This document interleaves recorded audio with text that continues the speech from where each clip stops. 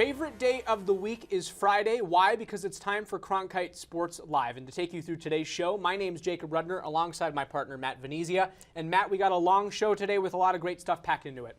Jacob, I'm very excited to be here with you at the desk again. Another Friday, Cronkite Sports Live. What do we have to look forward to today? Well, we got a lot of football going on here, and to get us started with that, we're going to jump right in. Arizona State has gotten off to about as good a start as it could have asked for. A 5-1 record in the first half of the season with 3 wins and no losses to start Pac-12 play for the first time since 2012. But in a way, it's been here before. In 2019, the Sun Devils opened their season with a 5-1 record before traveling to the same Utah team it's going to face this weekend, where its season was upended. The Utes had the Sun Devils in a stranglehold 2 years ago, limiting them to just 3 points and 136 yards of total offense, including 25 passing yards. It remains one of the worst offensive performances in recent program history. Quarterback Jaden Daniels was unable to move the ball through the air, but really, how could he? The Utes put constant pressure on the then true freshman quarterback, making a passing attack nearly impossible. ASU's defense struggled too, allowing nearly 350 total yards, 20 first downs, and 21 points. But head coach Herm Edwards chalked that loss up to emotions, something he said was a focus in his team's preparations for a critical Pac-12 South matchup tomorrow in Salt Lake City. Here's what Edwards had to say on Monday. Really, emotion plays a big part of college football when you think about it. And you don't want to be emotional. You really don't. You see it every week. Teams get emotional and they put themselves in a bad way. Bad things happen.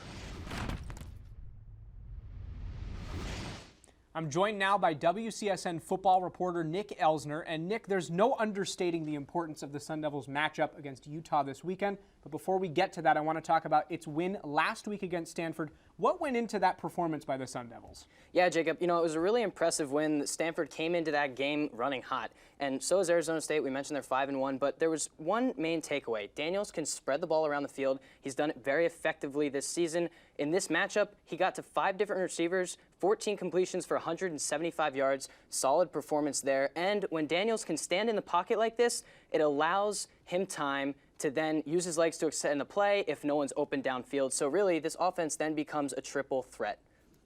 And Nick, a part of that triple threat is ASU's ability to run the football. It did it for 255 yards against Stanford. Just how important has that rushing attack been, and how important will it be moving forward? Yeah, Jacob, you mentioned it. I mean, this is a luxury for Herm Edwards and these Sun Devils. You have Rashad White, Diamante Trinum, and Daniel Nagata. All 3 of these backs are power rushers, and you can play to the abilities of each back in each situation. So Arizona State will look to use these pieces, and they can play to guys when Rashad White and Diamante Trinum get tired. Then you can throw Daniel Nagata in. That's exactly what they did in their loss to BYU. So you have these things, and you have these guys, 3 really good running backs. You can use them each to their abilities. It's a great thing for the Sun Devils. Absolutely, and it's not just the Sun Devil offense that's been excelling lately. Defensively, the team looks really good as well. It leads the country in sack percentage despite not blitzing a whole lot. What are these defenses' strengths, except for that pass rush obviously being a highlight? Yeah, you mentioned it. So it's the NCAA's 13th ranked defense, and they've only allowed 11 touchdowns this season, and their opponents average less than 300 yards per game. That's really good for the Sun Devils. I mean, when you can do that to your opponents, it makes the offense's job a lot easier. Now, Stanford came into this game averaging 32 points per game, and they only put up 10 against this defense. They got to them. They've had 5 sacks, 3 interceptions on McKee. McKee didn't have any before coming into this game, so it was a really solid performance from the Sun Devils defense, and it's definitely a mainstay for the Sun Devils. Well, a very insightful breakdown for this football team from our Nick Elsner. Right now, though, we're halfway through the football season, so let's take a look at how the Sun Devils are doing in the Pac-12 South standings. Checking it out right here. ASU on top, 5-1 on the season. Again, 3-0 in Pac-12 play for the first time since 2012. But you look at number 2, it's Utah, 3-2 overall, 2-0 in Pac-12 play. It's the second undefeated team in all of the Pac-12. Also importantly, UCLA in at 3rd, USC having a season that probably nobody expected, a little bit underachieving for the Trojans, down in 4th in the South. And now we're going to jump on over to Week 7. Lots to talk about. Some big games are going to get underway. You look in the bottom right of your screen first. It's ASU at Utah. That is a big matchup. The winner of that likely a deciding factor in the Pac-12 South race, but you look one spot over, and it's Washington against UCLA up in Seattle. That game, too, can go a long way in deciding the Pac-12 South standings, as the winner of the ASU-Utah game benefits a whole lot if the Huskies, who are a 2-point favorite, can get a win in Seattle. We've touched on it several times, but the Sun Devils are currently undefeated in Pac-12 play, something they'll try and maintain in a game against the Utes. To help us understand the rarity of an undefeated Pac-12 season, here's our Kevin Malater with this week's Impact. Jacob, thanks. This weekend, Salt Lake City hosts the Pac-12's premier matchup between Arizona State and Utah. Both programs represent the last two unbeaten teams in Pac-12 play. And since the league added Colorado and Utah in 2011, no team has gone 9-0 in this newly formed Pac-12. This includes the 2014 Oregon Ducks, led by Marcus Mariota, who finished 8-1 in Pac-12 play on their way to a Rose Bowl victory and a national championship game appearance. In 2016, the conference had a USC team led by Sam Darnold, Ronald Jones, and Adoree Jackson, finished 7-2 in conference and a win at the Rose Bowl. In that same year, Washington, behind a stout defense and the legs of Myles Gaskin, finished 8-1 and holds the conference's latest college football appearance. This so far unreachable 9-win campaign has a lot to do with the competitiveness within the conference. In 2014, the year Oregon made the college football playoff, the league finished with an overall record of 92-64 and a win percentage a tad below 600. Then, in 2016, with USC and Washington shining on the national stage, the Pac-12 as a whole finished 84-68 with a win percentage of 553. Currently, the conference sits at the 500 mark, which is a third of the way into Pac-12 play. Head coach Herm Edwards said this week, another Pac-12 game and anything can happen. The winner of Saturday night's game will be the only undefeated team remaining in Pac-12 play. Arizona State volleyball has struggled when the matches go the distance. In fact, they've been so poor that they have double the amount of losses than the next closest Pac-12 teams, that's Stanford and USC, with just 3. Our Ethan Tuttle breaks down why the Sun Devils have done so poor in the fifth set. It's been known that Arizona State volleyball has a solid attack, leading the Pac-12 in stats like assists, kills, and digs. But it's also been known that ASU struggles severely in the fifth set. The extended play more than likely plays into why they lead the Pac-12 in so many categories. The Sun Devils have dropped 6 matches when the match has been pushed to the distance. We know we could have won that, right? There was a point that we could have closed out the match and we didn't. So I think a lot of us are definitely upset, definitely mad, ready to get in there and win this next game. But I mean, we're excited. You know, today was a good day and nothing but getting better from here. So. ASU has been improving its play recently, but when you take a look at the fifth set losses for the other teams in the Pac-12, well, it's just not the same story. The next closest teams are Stanford and USC with 3. The problem may have to do with a shift in the momentum, though. ASU has shown they can force fifth sets, but when they actually get there, it seems as if that positive energy sort of fades away, and the Sun Devils are left battling to 15 late in the match. Head coach Sonia Tomasevich did say she was very impressed with the battle ASU gave Washington, and the team hopes to carry that on. Back to you guys at the desk.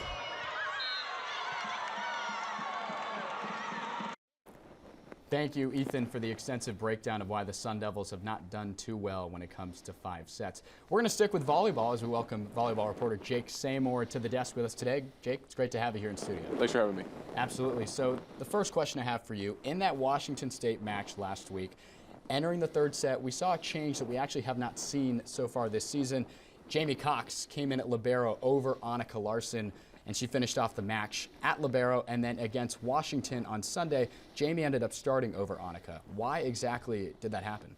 Yeah, so I had a privilege to talk to Coach Tomasevich after the game, and she told me that it was more of a strategic move. Annika was only passing 20%, and she's having a tough serve-receive match.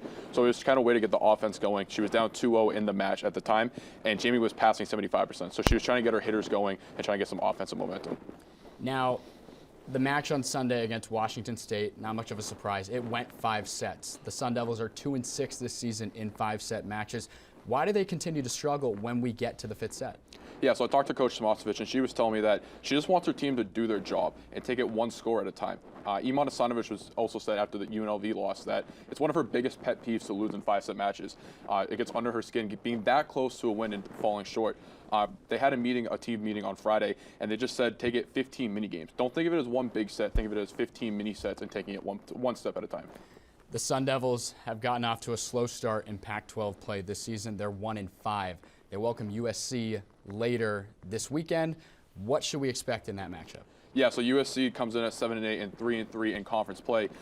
Brooke Botkin has 231 kills and is a deadly duo with Raquel Lethrow with 440 assists. This duo is something that ASU really needs to look at and make sure that they're combating it appropriately, because 440 assists, she's had 40 assists 4 times this season already, and Brooke has had double-digit kills in every match this season. But my key for the game for ASU is who is going to be that third player that steps up with double-digit kills? We always see Iman Asanovic and Marta Levinska stepping up with 10 or more kills, but can Jelly Sia or Claire Jeter be that third person to step up and help on the offensive end? Thank you, Jake, so much for explaining a little bit about what to expect from the Sun Devils this weekend as they welcome USC on ASU live streaming networks on Friday, and Sunday on the Pac-12 network. The UCLA Bruins are here in Tempe.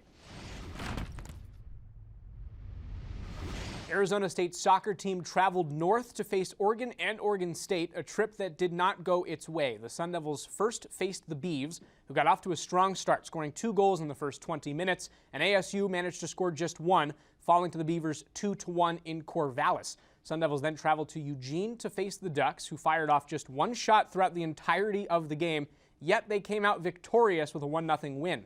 Tough trip for the Sun Devils, and to help us understand what exactly happened, here is Sun Devils soccer coach Graham Winkworth. I liked how we got out. We managed to get out and spend most of the time in Oregon and Oregon State's half of the pitch. We spent a lot of time this season, despite winning matches, we spent a lot of the time at a territorial disadvantage. So it was nice to spend most of the games in the opposing team's half this past weekend. But ultimately, I enjoyed the creative soccer that put us into those positions. I just didn't enjoy the end product in the penalty areas, and so we have to work hard again to finish. Sun Devils have not won a game since September 17th, and they'll look to do that with a home matchup against Washington State. Then they hit the road and travel to Stanford. And to help us understand the upcoming schedule for the Sun Devils, here is our Ryan Sikora. Thank you, Jacob. And one thing you'll notice that's pretty big about that score graphic, and also what Coach Graham Winkworth said in his interview, was that the team has lacked goal-scoring ability in these last couple games, despite having one of the nation's best goal scorers in Nicole Douglas, a player who is approaching the career mark at ASU, chasing down Stacey Tulloch, who scored 50 goals in her 4 years for the Sun Devils. Nicole's at 44, 6 shy with 5 games to go. She scored 14 this year in 14 games. She's got a tough way to go in Pac-12 play, but if she can score those 6 goals, she could retire in her Sun Devil career as the most decorated attacker in the history of the program. Sun Devils, like I said, have a matchup against Washington State at home. It's an opportunity to break a losing streak that dates back to September 17th, and to help us do that from Sun Devil Soccer Stadium, it's our reporter Michael Donahue. Yeah, the Sun Devils have another tough matchup against the Washington State Cougars on Friday. This is a Cougar defense that hasn't allowed a single goal on the road this season. Freshman goalkeeper Nadia Cooper is first in the nation in goals allowed average. The good news for the Sun Devils, though, is they have Nicole Douglas on her side. With 14 goals, she's first in the nation in that category. Graham Winkworth have said plenty of times he's liked his team's performances despite the losses. So let's see if the team can finally put together a win Friday night at Sun Devil Soccer Stadium. Arizona State men's hockey has started its season 1-3, recently getting swept on the road last week at then number 12, the Denver Pioneers. The Sun Devils' power play has looked fantastic, but 2 other areas of the team's game still need some work. Our very own Jack Bartlett has more on what the Sun Devils have shown us on the ice this year. Thanks, Matt. The Sun Devils have been really aggressive on the power play opportunities to start the season. 10 of their 13 goals have come while playing up a man, and they've scored on 52% of their power plays thus far. One player who really stands out to me is Matthew Copperoot.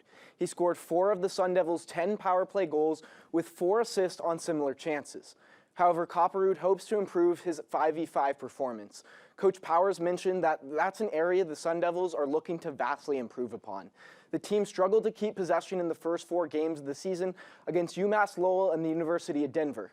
Now, keep in mind that these are 2 really good teams, but if ASU wants to make the NCAA tournament, they have to get the puck out of their defensive end.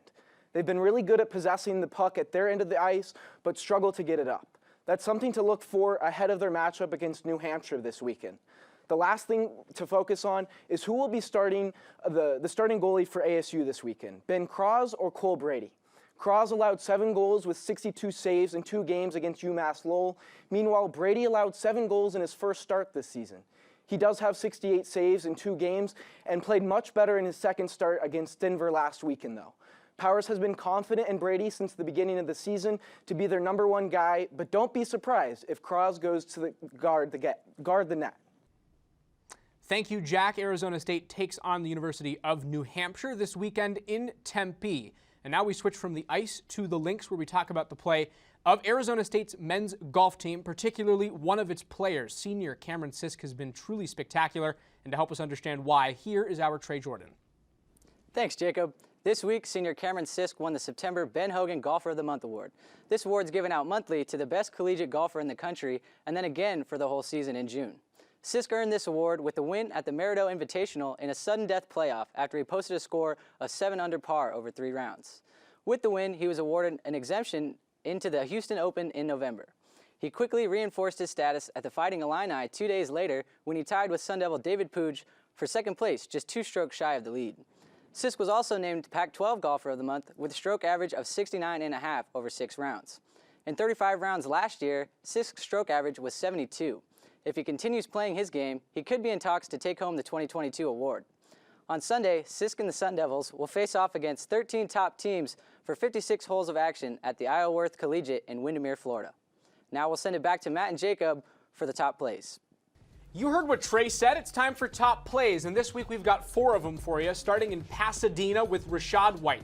He goes one way, runs into a brick wall, somehow manages to get out of the pile and take it to the house. Sun Devils' first score of the second half against the Bruins, a team that they went on to dominate 42-23. Bruins not score a single other point in the second half. Right now, we're going to give you another look at this one. Rashad White, you see him go in a direction where there is no room. Then shimmy, spin, and then it's all green from there. Bunch of space, no Bruins. Rashad White takes it to the house. ASU won this game, won the next game, is still undefeated in Pac-12 play, one of just 2 teams to do so, looking for its first Pac-12 South title since 2013. Number 3, the Arizona State Sun Devils on the pitch. This is Nicole Douglas against UCLA. Not 1, but 2 fancy moves. Her left leg finds the back of the net for the Sun Devils. Let's see it one more time in slow-mo. 1 move for Douglas, another one entering the box. The Sun Devils would go on to lose this one in overtime, 4-3. We've got 4 plays for you. Here's number 2. We go on over to the volleyball court. It is Arizona State taking on number 11 Washington. Iman Asanovic with the serve. Incredible save here by libero Jamie Cox. Snyder with the set, Levinska with the hit. Amazing job there by the Sun Devils. Unfortunately for them, they did not go on to beat number 11 Washington, losing this one in 5 sets. But we got another slow-mo look for you. Again, it's Cox to Snyder and Levinska with the swing. Sun Devils lose it. Great play there, though. Jacob, those plays were great, but this is the best of them all. Number 1, 18 Arizona State and Stanford last week. Tanner McKee, it's picked off by Jack Jones. And the pick 6 to DeAndre Pierce. Touchdown for the Sun Devils. This one was all over ESPN. A crazy play that these two have been talking about since their high school days at Long Beach Poly. Look at the pick here by Jones. And as he's going down before the knee hits the ground, DeAndre Pierce, right place, right time. Green grass in front of him. 28-10. Sun Devils get it done in Tempe. A fantastic week going over Arizona State sports here in studio. We want to thank you for tuning in here on Cronkite Sports Live. For everyone in the studio here on set and for Jacob Rudner, I'm Matt Venezia. We will see you next week.